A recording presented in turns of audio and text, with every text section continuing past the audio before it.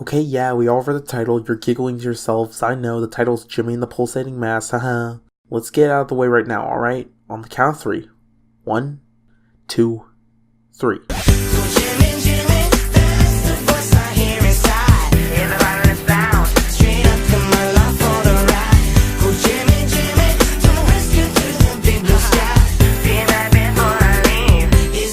And the Pulsating Mass. Alright, jokes aside, I've been meaning to make this video for a while now, as this was one of the more interesting games I've been playing over the past few months. You may notice I'm making this review after a year it was released. I was intending to make it earlier, but I didn't realize how long the game really was gonna be, and I started recording about halfway through my first time. I decided that was an unacceptable amount and started over. When I first looked at the game, I was kind of reluctant to pick it up. This is gonna sound stingy because it is, but I was really iffy about paying $15, $20 if I wanted the soundtrack included. I've played a few Earthbound-inspired games before, and the price around those are usually $10. I know it seems small, but it is a 33% increase in the price. So I had expectations going in that it would be around the quality the $10 games provided me. It might be a bit unfair, which is why I'm bringing it up now, that my opinion may be a tad skewed by this. Don't worry, this is the last time I'm going to be making any real sort of direct comparison to Earthbound-inspired games, since games inspired by the same game can very easily end up varying drastically in message, gameplay, and tone.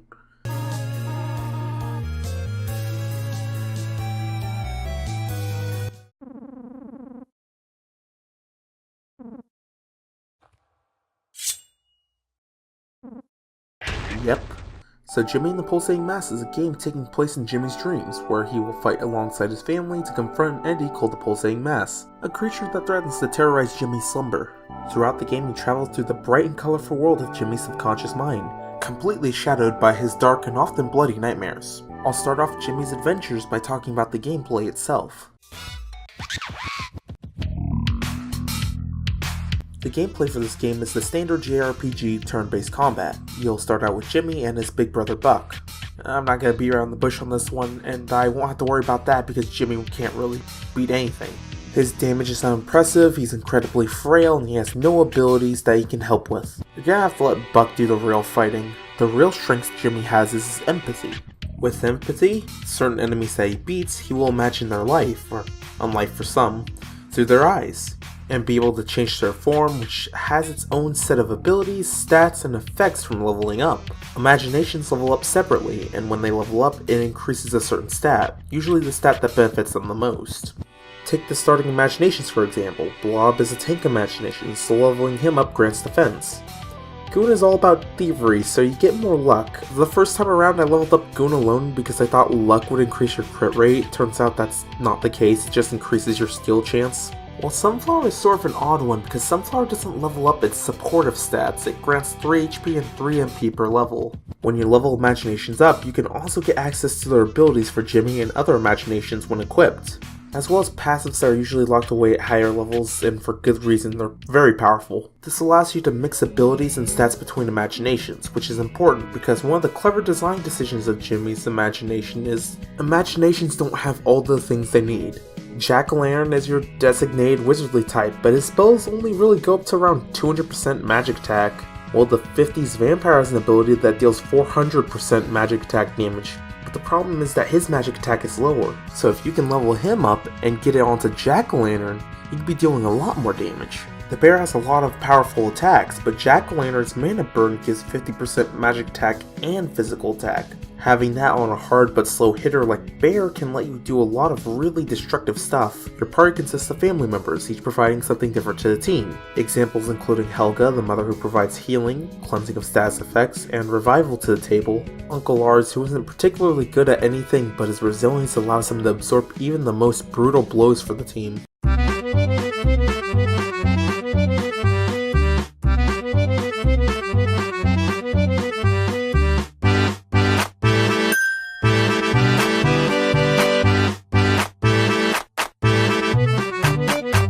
Andrew, Jimmy's dad, the brains of the family, is the one person other than potentially Jimmy who really specializes in magic damage. And lastly, Buck. Buck is almost strictly physical damage, but he also has a stun. As you progress through the story, you will lose in-game family members, partially for narrative reasons, and other times as an excuse to make room for the party. But versatility doesn't end with Jimmy. You can even customize their strategies. And although they're more or less play the same roles, they have completely different means of doing things. Take, for example, a thing I like to call Luck Buck. Luck Buck is where you give him the lucky dice. These dice will always vary in damage. Then give him his mixtape, then he'll have a 50% chance of attacking twice. Top it off with the armor that gives him a 5% chance to evade an attack. Results will most certainly vary. One of the more interesting things about the abilities and imagination stat line is that they're all percentage based. Healing abilities heal a percentage of max health, damage abilities will deal a percentage based off of the attack power, and so on. The system has a lot of pros and cons.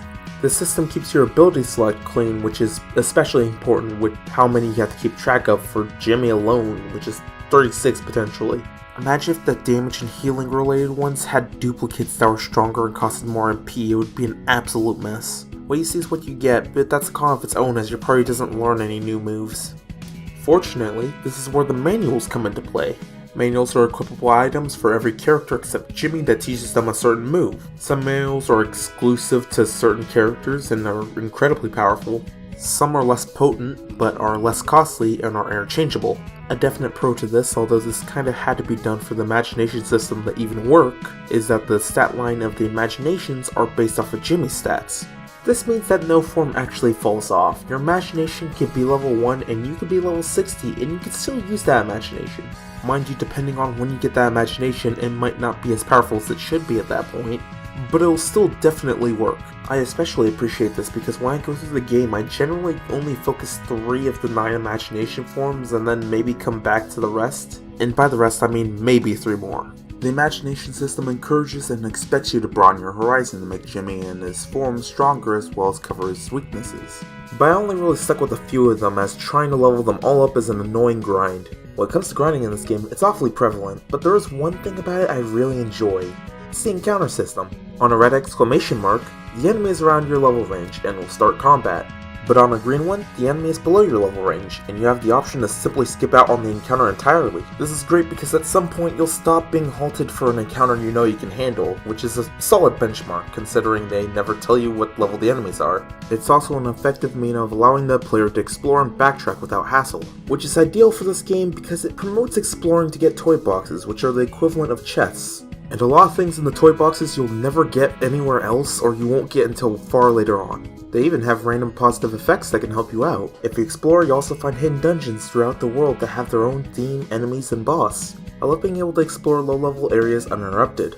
Because one thing I've always hated in any RPG was wandering around trying to find something, only for a fight to start, and once I'm back to exploring I forgot where I was going or accidentally go the wrong way. Look, don't laugh, but I'm the type of guy who still gets lost in his hometown. It's definitely worth noting that you should be careful when exploring, as nightmare dungeons are located in relatively low-level areas, which is kind of annoying because there are plenty of times in the game where you find these nightmare dungeons far sooner than you're supposed to. As a result of this, the random encounters severely outlevel you. Oh hey, the red build squawker lets you go over gaps. Well, there's this one gap in the starting area I wanted to go over. Oh man, this is ominous. This was a mistake. Hey, this pumpkin can burn certain obstacles. I bet it can burn the webbing I saw earlier in the mines near the beehive. Well, it can. Alright, let's see what's down there. Those are several eyes, and none of them are welcoming. Okay, I have vampire. But before I progress in the story, I remembered that there's a mirror in Legato Castle near the very top. I wonder if I can get some hidden story stuff if I go into it. Who's the real clown here? You get the point. The game promotes exploration, but sometimes ends up punishing it, and it seems unintentional. At least I hope it is. Each area is meant for certain levels, and usually the game makes sure that they can't be accessed until the appropriate level. But the issue is, it's not obvious until the fight starts if this is going to be a cakewalk or a train wreck. So the game should have better clarification, maybe a counterpart to the green exclamation mark that shows that the enemy is far above the recommended level. The first dungeon I showed can be done around level 30 or so, but the second and third one are pretty much near the end of the game at level 40. Yet you can find the first one as soon as level 10, and the other two as soon as mid-level 20. But something like the Dream Realm, if you counter build it, you can beat it as soon as you can reach it, which comes to my first rule. Rule 1. Always have an emergency exit. For some areas, there's no telling you're going to enter a dungeon until you're actually in it. Some of the dungeons have an entrance, but not an exit until you either lose or beat the boss. So at all times, have one emergency exit so that if you're caught in an area far out of your league, or an area you don't want to complete, but it's a one-way trip, it's your ticket out. It's also nice to not have to walk all the way back as goons spamming clean getaway for the ones you can't escape.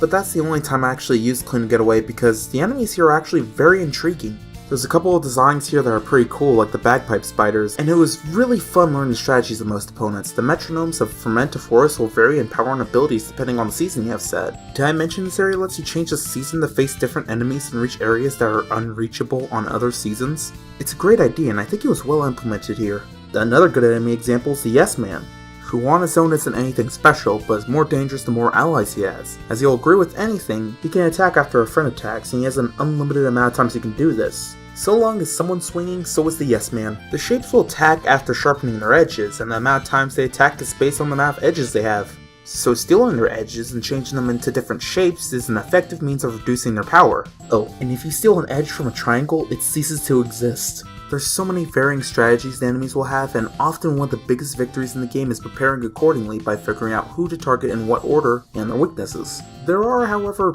certain enemies I don't like. I even categorized them into 3 types. Enemies that can stunlock some party members, because the only way to really stop them effectively is to get a party member that has enough agility that the stun is irrelevant because they went before them.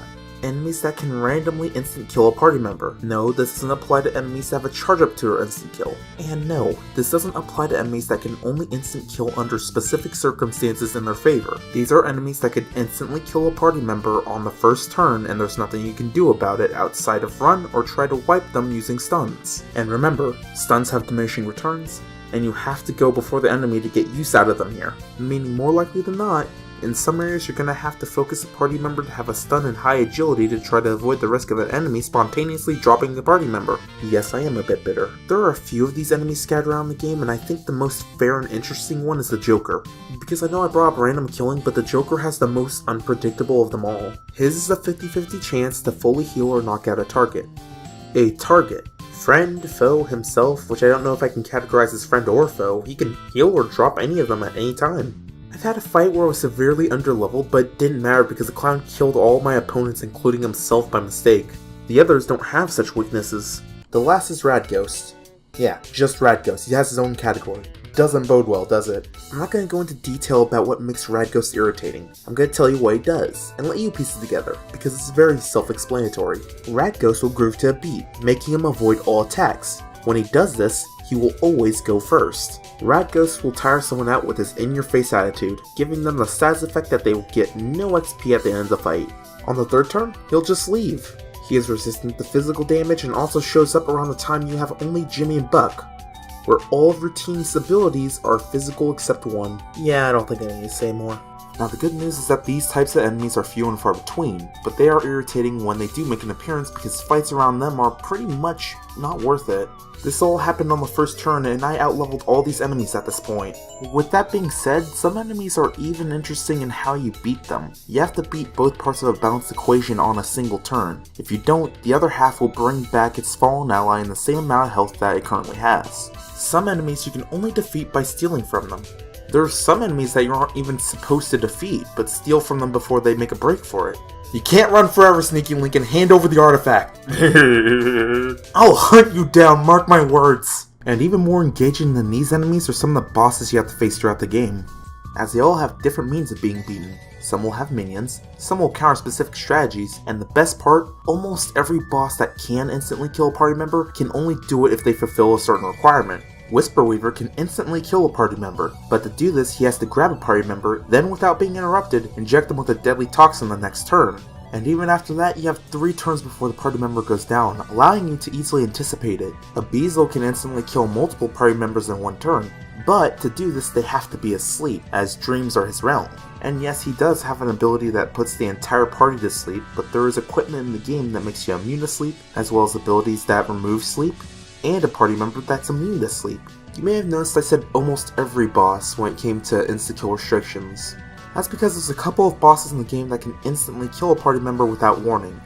The good news is one of them's using the Joker's rules where it can fully heal you instead, and the other will waste turns before doing an action in its first phase so you can at least anticipate the worst. But that's little solace for how cheap these deaths feel. But back to the good, there's the goons. The goons are my favorite part of the game. The means of countering them are especially well thought out. When you run into the goons the first time, you have to fight all 3 of them at once. and as you may have guessed, this is a pretty difficult task to achieve, and I ended up eating dirt. The good news is there's a way to make this fight easier. The better news is there's another way where you get to keep your dignity. To get to that part of the fight, you have to navigate through the goon's hideout here. You can drag Big Enormous out of his bed, waking him up, provoking him to fight you alone. Now that he's out of the picture, you only fight Dee Dee and Johnny Knives. But it can get even easier from here, as you can steal Johnny's knives and make him No Knife Johnny, who doesn't really know what to do in a fight, meaning the only notable threat is now Dee Dee, making a completely different scenario out of this fight. The bosses are by far the peak quality of this game.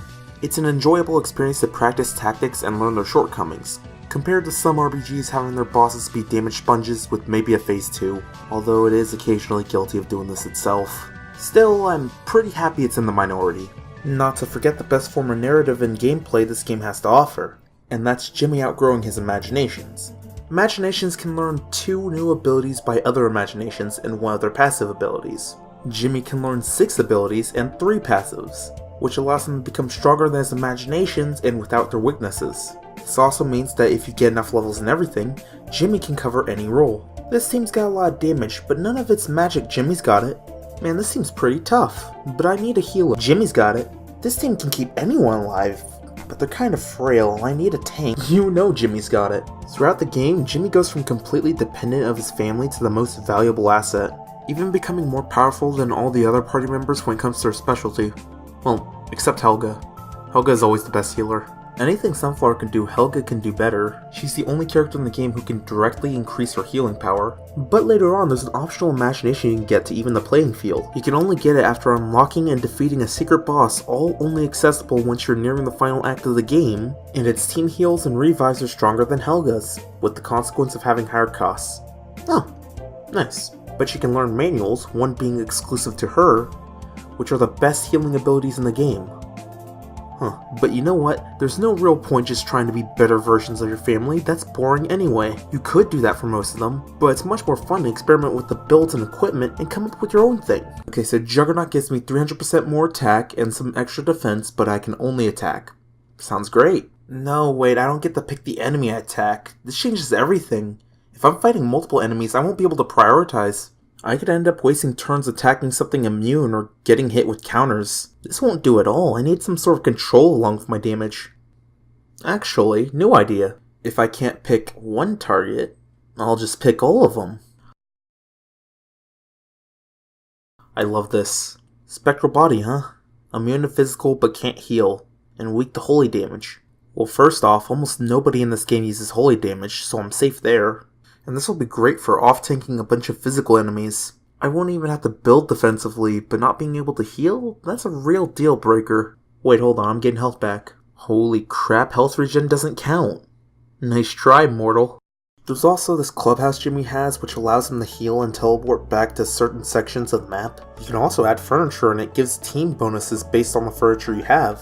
And sets matching themes will provide even more powerful bonuses. Most of them aren't that big of a deal and they provide very small changes, while others are incredibly powerful as they remain relevant throughout the entirety of the game, i.e. the percentage based ones. I mostly just use my furniture spaces to get the most health regen out of my sets. The downside to this, I guess, would be that I never found myself putting down furniture I won, but instead trying to get my preferred bonuses. I love the raccoon bin, but I gotta make room for cheese. There is one really missed opportunity though. The only real thing I found throughout my experience of the game as a buffing effect is a 5% health regen you can give to all allies. I've seen enemies that can buff their allies plenty, and it has me wondering why none of the party members do that. There's definitely room in the party for that role. Jonathan should have been a buffing support.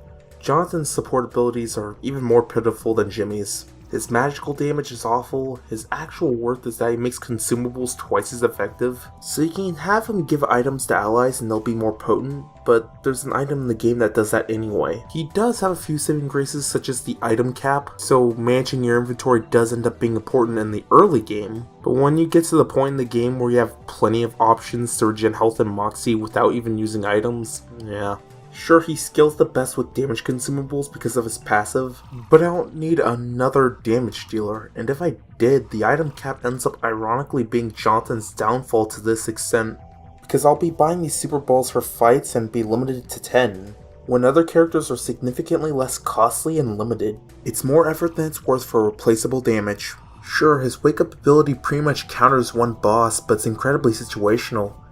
And also Helga can get an item that lets her cleanse all allies of multiple common ailments, including sleep with mental clarity. Seriously, is there anything Helga can't do as a support?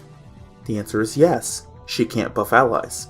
I know it's wishful thinking, but I kinda hope one day a patch will go through reworking him into a buffing type support that motivates the team. But I think that's enough about the combat. The exploration's something that deserves its own acknowledgement, as the abilities Imagination have are not only used to navigate through the world, but to solve puzzles. Using Imagination in inventive ways will open paths and hidden areas and give you all kinds of rewards. It's really gratifying to pick up on the patterns that the game provides you in the environment and figuring out how and where to use Imagination to bypass obstacles. Some Imagination powers kinda lack uses compared to others, and some even have borderline useless powers, like the Pumpkin's ability to light dark places. Lighting up a cave is useful, yes, but this is not lighting up a cave. It was a great experience using a multitude of imaginations to solve puzzles, although there is the problem that a couple puzzles make absolutely no sense until you have the full picture, and even then they are somewhat confusing. The good news is I think this only happened twice, but here's an example. Look at this room. For this puzzle, you're supposed to get all the numbers, shapes, and letters to make the same sum. A sum that you have to figure out through finding the pattern in the ones already given to you. And only when you get this entire equation right are you allowed to open this door. But naturally for you to do that, you have to figure out how to equate the shapes and letters with numbers. The shapes are easy. You count the sides, and I feel zero guilt revealing that because it's not the part that you're gonna get stumped on. I'm gonna get out of the way, it's not based off their position in the alphabet. The problem with the letter puzzle is that you can't guess the answer. You can guess that the shapes are based off their sides, but for the letters in the puzzle's representation as numbers to make sense, you have to have completed the letter puzzle beforehand. Where's that puzzle located? It's the same place as this one, except you gotta go to the right. So if you happen to just go left first, this puzzle makes absolutely no sense. Until hopefully, you give up, go to the right, and then piece it together. If two puzzles are in the same area and just as accessible, the player shouldn't be slowed down by picking the wrong side without knowing. So in review, the game does a great job in features of its equipment, the freedom of mixing up strategies, the boss design, and even making common enemy designs interesting. The biggest problem the game has is that it sometimes doesn't know when to limit your exploration, or it sometimes struggles to give you a clear indication of where to go. Even in the main story, you can get lost unless you do things you might not even think about. To continue the plot here, you need to use your vampire powers on the TV. You never use this power on a television set ever again. I also wish they had a support that provides some power-ups, as Jonathan likes use in the support aspect. But that's enough about gameplay for now. Before I can really go any more into it, don't worry, there's not a whole lot more left, I'll have to go over the story. It's a pretty long one, so I'll attempt to summarize it.